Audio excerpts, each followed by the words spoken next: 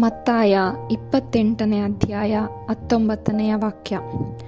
ನೀವು ಹೋಗಿ ಸಕಲ ದೇಶಗಳ ಜನರನ್ನು ನನ್ನ ಶಿಷ್ಯರನ್ನಾಗಿ ಮಾಡಿರಿ.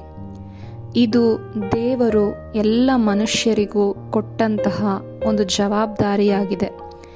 ಈ ಕರ್ತವ್ಯವನ್ನು ದೇವರೇ ನನಗೆ ಒದಗಿಸಿಕೊಟ್ಟಿದ್ದಾರೆ ಎಂಬುದಾಗಿ ಪವಿತ್ರಾತ್ಮ ಪ್ರೇರಿತರಾಗಿ ಈ ಲೋಕದಲ್ಲಿ ಸುವಾರ್ತೆಯ ಸೇವೆಯನ್ನು ಸಲ್ಲಿಸಿದವರೇ ಡಿ.ಎಲ್. ಮೂಡಿಯವರು. ಡಿ.ಎಲ್. ಮೂಡಿಯವರು ಅಮೇರಿಕಾದ ಸುವಾರ್ತಿಕರಾಗಿದ್ದಾರೆ. ಆದರೆ ಇವರೊಬ್ಬ ಸಾಮಾನ್ಯರು, ವಿದ್ಯೆ ಇಲ್ಲದವರು. ಒಂದು ಇಂಗ್ಲಿಷ್ನಲ್ಲಿ ಕೋಟ್ ಹೇಳುವ ಪ್ರಕಾರ, he does not call qualified, he calls and make qualified. ದೇವರು ಯೋಗ್ಯರನ್ನೋ ಜ್ಞಾನಿಗಳನ್ನೋ ಪುನೀತರನ್ನೋ ಕರೆದಿಲ್ಲ. ಅಜ್ಞಾನಿಗಳನ್ನು, ಅವಿವೇಕಿಗಳನ್ನು, ಅಜ್ಞಾನಿಗಳನ್ನು ಕರೆದು ದೇವರು ಯೋಗ್ಯರನ್ನಾಗಿ ಮಾಡುವವರಾಗಿದ್ದಾರೆ. ಇದೇ ರೀತಿಯಲ್ಲೇ ಡಿ.ಎಲ್. ಮೂಡಿಯವರು ಕೂಡ ಅಯೋಗ್ಯರಾಗಿದ್ದರೂ ಕೂಡ ದೇವರು ಅವರನ್ನು ಕರೆದರು. ಅವರು 4ನೇ ವಯಸ್ಸಿನಲ್ಲೇ ತಂದೆಯನ್ನು ಕಳೆದುಕೊಂಡು ಜಿಗುಪ್ಸೆಗೆ ಒಳಗಾದರು. ಒಂಟಿತನ, ಕುಗ್ಗುವಿಕೆಯಲ್ಲಿ ಜೀವಿಸುತ್ತಿದ್ದರು. ಈ ಸಂದರ್ಭಗಳಲ್ಲಿ 10ನೇ ವಯಸ್ಸಿನಲ್ಲಿ ವಯಸ್ಸಾದ ಒಬ್ಬ ವ್ಯಕ್ತಿ ಇವರಿಗೆ ಶುಭ ಸಂದೇಶವನ್ನು ಹೇಳಿ ಹೋದರು. ಇದು ಮೊದಲ ದೇವರ ವಾಕ್ಯದ ಬೀಜ ಅವರ ಹೃದಯದಲ್ಲಿ ಬಿತ್ತಲ್ಪಟ್ಟಿದ್ದು.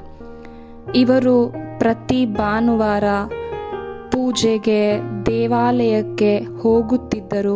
ಆದರೆ ದೇವರ ವಾಕ್ಯದಲ್ಲಿ ಯಾವ ಆಸಕ್ತಿಯೂ ಇರಲಿಲ್ಲ. ಸಾಂಪ್ರದಾಯಿಕವಾಗಿ ದೇವರ ವಾಕ್ಯಗಳನ್ನು ಆಲಿಸುತ್ತಿದ್ದರು. ಬೋಧಿಸುವಾಗ ನಿದ್ರೆ ಮಾಡುತ್ತಿದ್ದರು. ಪ್ರತಿ ಭಾನುವಾರ ದೇವರ ವಾಕ್ಯವನ್ನು ಕೇಳಿಸಿಕೊಳ್ಳುವಾಗಲೂ ಕೂಡ ಯಾವ ಒಂದು ಆಸಕ್ತಿ ಇಲ್ಲದೆ ಇವರು ಜೀವಿಸುತ್ತಿದ್ದರು. ಆದರೆ ಆ ಸಂಡೇ ಸ್ಕೂಲ್ ಟೀಚರ್ ಯಾರು ಇವರಿಗೆ ಬೋಧನೆ ಮಾಡುತ್ತಿದ್ದರೋ ಅವರಿಗೆ ಪರಿಶುದ್ಧಾತ್ಮರು ಒಂದು ಒತ್ತಾಯವನ್ನು ಉಂಟು ಮಾಡಿದರು. ಶುಭ ಸಂದೇಶವನ್ನು ಡಿ.ಎಲ್. ಮೂಡಿಯವರಿಗೆ ಹೇಳು ಎಂಬ ಒತ್ತಾಯ ಅವರ ಅಂತರಂಗದಲ್ಲಿ ಉಂಟಾಯಿತು. ಇವರು ಡಿ.ಎಲ್. ಮೂಡಿಯವರ ಬಳಿಗೆ ಹೋಗಿ, ನಿನ್ನ ಆತ್ಮ ದೇವರಿಗೆ ಬೇಕು ಎಂದು ಹೇಳಿದರು. ಶುಭ ಸಂದೇಶವನ್ನು ಇವರಿಗೆ ಬೋಧಿಸಿದರು. ಆದರೆ ಡಿ.ಎಲ್. ಮೂಡಿಗೆ ಇದ್ಯಾವುದು ಅರ್ಥ ಆಗುತ್ತಿಲ್ಲ. ಆತ್ಮ ಎಂದರೆ ಏನು ಎಂಬುದನ್ನೇ ಅರಿಯದೆ ಅವರಿದ್ದರು. ಆದರೆ ಈ ಟೀಚರ್ ಇವರಿಗಾಗಿ ಪ್ರಾರ್ಥಿಸಿದರು. ಇದನ್ನು ಕಂಡ ಡಿ.ಎಲ್. ಮೂಡಿಗೆ ಅತಿ ಆಶ್ಚರ್ಯವಾಯಿತು. ಯಾರೋ ಒಬ್ಬರು ನನ್ನ ಮನಪರಿವರ್ತನೆಗಾಗಿ ಪ್ರಾರ್ಥಿಸುತ್ತಿದ್ದಾರೆ ಎಂಬುದಾಗಿ ಅವರಲ್ಲಿ ಒಂದು ಆಶ್ಚರ್ಯ ಉಂಟಾಯಿತು.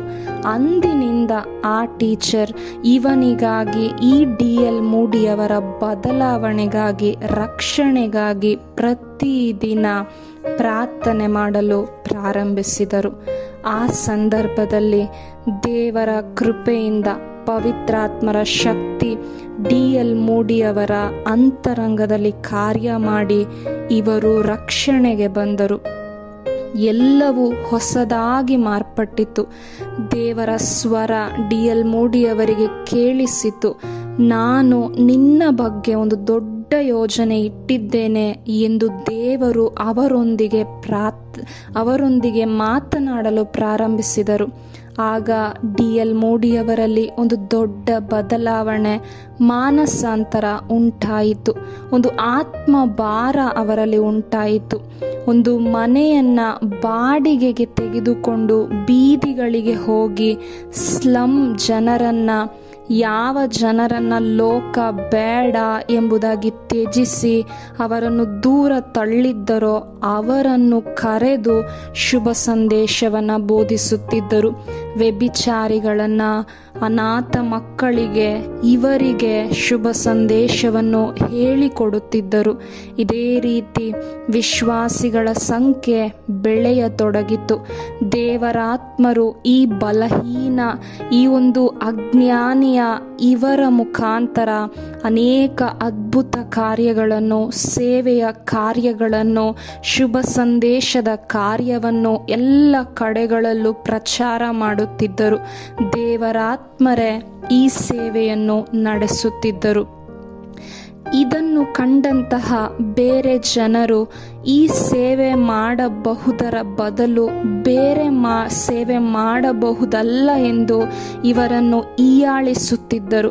ಸ್ಲಂ ಮಕ್ಕಳಿಗೆ, ವ್ಯಭಿಚಾರ ಮಕ್ಕಳಿಗೆ ಯಾಕೆ ಬೋಧಿಸುತ್ತೀಯಾ ಎಂಬುದಾಗಿ ಹೇಳುವಾಗಲೂ ಇವರಲ್ಲಿ ಇದ್ದಂತಹ ಒಂದೇ ಒಂದು ಆಸೆ, ಯೇಸುವಿಗಾಗಿ ಏನಾದರೂ ಮಾಡಬೇಕು, ಶುಭ ಸಂದೇಶ ನಾನು ಎಲ್ಲ ಜನರಿಗೆ ಸಾರಬೇಕು ಎಂಬ ಆಸೆ ಅವರ ಅಂತರಂಗದಲ್ಲಿ ಹೆಚ್ಚಾಗುತ್ತಲೇ ಇತ್ತು.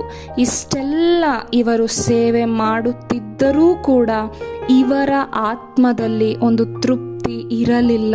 ನಾನು ಇನ್ನೂ ಮಾಡಬೇಕು ಎಂಬುದಾಗಿ ಆ ಒಂದು ಆಸೆ, ತವಕ ಇವರಲ್ಲಿ ಉಂಟಾಯಿತು. ಈ ರೀತಿ ಬೋಧಿಸುವಾಗ 17,000 ಜನರು, 17,000 ಮಕ್ಕಳು, ಈ ಸ್ಲಂ ಮಕ್ಕಳು, ವ್ಯಭಿಚಾರಿಗಳು ಪ್ರತಿ ಭಾನುವಾರ ಶುಭ ಸಂದೇಶ ಕೇಳಲು ಬರುತ್ತಿದ್ದರು. ಈ ರೀತಿ ಈ ಅಮೇರಿಕಾದಲ್ಲಿ ಒಂದು ದೊಡ್ಡ ಉಜ್ಜೀವನದ ಕಾರ್ಯ ಪರಿಶುದ್ಧಾತ್ಮರು ಇವರ ಮುಖಾಂತರ ಮಾಡುತ್ತಿದ್ದರು. ಈ ಸಂದರ್ಭಗಳಲ್ಲಿ ಅಮೇರಿಕಾದಲ್ಲಿ ಸಿವಿಲ್ ವಾರ್ ಸ್ಟಾರ್ಟ್ ಆಗುವಾಗ ಅಲ್ಲಿದ್ದಂತಹ ಸೈನಿಕರಿಗೂ ಕೂಡ ಬೋಧಿಸುವಂಥ ಒಂದು ಅವಕಾಶ ದೇವರು ಒದಗಿಸಿಕೊಟ್ಟರು.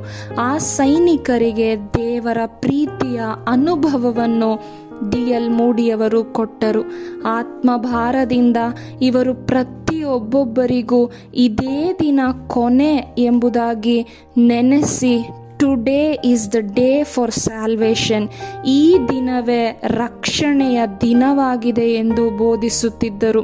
ಈ ದಿನವೇ ಮಾನಸಾಂತರಗೊಳ್ಳಿ, ನಾಳೆಗಾಗಿ ಅಲ್ಲ ಎಂಬುದಾಗಿ ಎಲ್ಲ ಜನರಿಗೂ ತವಕದಿಂದ, ಆಸಕ್ತಿಯಿಂದ, ಆತ್ಮಭಾರದಿಂದ ಬೋಧಿಸಲು ಪ್ರಾರಂಭಿಸಿದರು. ಈ ಸಂದರ್ಭದಲ್ಲಿ ಜನರು ಇದನ್ನು ಕಂಡು ನೋಡುವಾಗ ವಿಶ್ರಾಂತಿ ತೆಗೆದುಕೊಳ್ಳಿ ಎಂದು ಹೇಳುವಾಗಲೂ ವಿಶ್ರಾಂತಿ ತೆಗೆದುಕೊಳ್ಳಲು ಅವರಿಗೆ ಇಷ್ಟ ಇರಲಿಲ್ಲ. ಅವರಲ್ಲಿ ಇನ್ನೂ ಹೆಚ್ಚಿನ ದಾಹ, ನಾನು ಇನ್ನೂ ಓಡಬೇಕು, ಯೇಸು ಕ್ರಿಸ್ತರಿಗಾಗಿ ಜೀವಿಸಬೇಕು ಎಂಬ ಬಯಕೆ ಅವರಲ್ಲಿ ಹೆಚ್ಚಾಯಿತು. ಇದೇ ರೀತಿ ಲಂಡನ್ನಿಗೆ ಹೋದರು. ಅಲ್ಲಿ ಕೂಡ ದೇವರೊಂದು ದೊಡ್ಡ ಉಜ್ಜೀವನದ ಕಾರ್ಯವನ್ನು ಪ್ರಾರಂಭಿಸಿದರು. ಒಂದು ವಾಕ್ಯ ಹೇಳುವಂತೆ, the anointing of the holy spirit makes the difference. Preacher with the holy spirit makes the difference. ಪರಿಶುದ್ಧಾತ್ಮರ ಶಕ್ತಿ ಒಬ್ಬ ಮನುಷ್ಯನಲ್ಲಿ ಬದಲಾವಣೆಯನ್ನು ಉಂಟು ಮಾಡುತ್ತದೆ. ಅದೇ ರೀತಿ ಒಬ್ಬ ಬೋಧಕನು ಪವಿತ್ರಾತ್ಮರ ಶಕ್ತಿಯಿಂದ ತುಂಬಲ್ಪಟ್ಟಾಗ ಬದಲಾವಣೆ ಉಂಟಾಗುತ್ತದೆ. D.L. ಮೂಡಿಯವರ ಜೀವಿತದಲ್ಲೂ ಪರಿಶುದ್ಧಾತ್ಮರ ಶಕ್ತಿಯಾಗಿದೆ ಅವರಲ್ಲಿ ಒಂದು ದೊಡ್ಡ ಬದಲಾವಣೆಯನ್ನು, ಮಾನಸಾಂತರವನ್ನು, ರೂಪಾಂತರವನ್ನು ಉಂಟು ಮಾಡಿದ್ದು.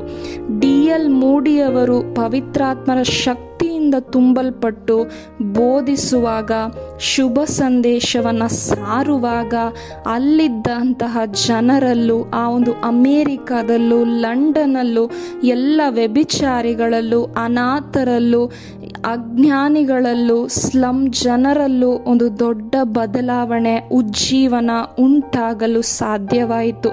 ಇದೇ ರೀತಿ ನಾವು ಕೂಡ ಪವಿತ್ರಾತ್ಮರ ಶಕ್ತಿಯಿಂದ ತುಂಬಲ್ಪಟ್ಟಾಗ ನಮ್ಮಲ್ಲೂ ಒಂದು ರೂಪಾಂತರವನ್ನು ದೇವರು ಉಂಟು ಮಾಡುತ್ತಾರೆ. ಮಾತ್ರವಲ್ಲ, ನಾವು ಕೂಡ ಬೋಧಿಸುವಾಗ, ಶುಭ ಸಂದೇಶ ಸಾರುವಾಗ, ಒಂದು ಶುಭ ಸಂದೇಶಕರ ಜೀವಿತವನ್ನು ಜೀವಿಸುವಾಗ ನಮ್ಮ ಮುಖಾಂತರವಾಗಿಯೂ ದೇವರು ಈ ಉಜ್ಜೀವನದ ಕಾರ್ಯವನ್ನು ಮಾಡುವವರಾಗಿದ್ದಾರೆ. ಆದ್ದರಿಂದ ಈ ಸಮಯದಲ್ಲಿ ನಾವೆಲ್ಲರೂ ಪ್ರಾರ್ಥಿಸೋಣ, ಪರಿಶುದ್ಧಾತ್ಮರ ಶಕ್ತಿ ಶಕ್ತಿಯಿಂದ ನನ್ನನ್ನು ತುಂಬಿಸಿರಿ.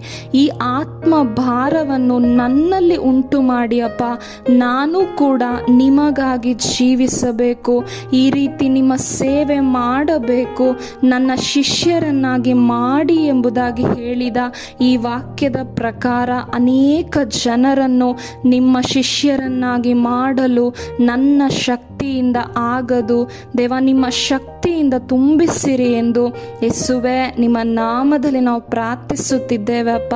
Hallelujah. Thank you Jesus. Praise you Jesus. Hallelujah. Amen.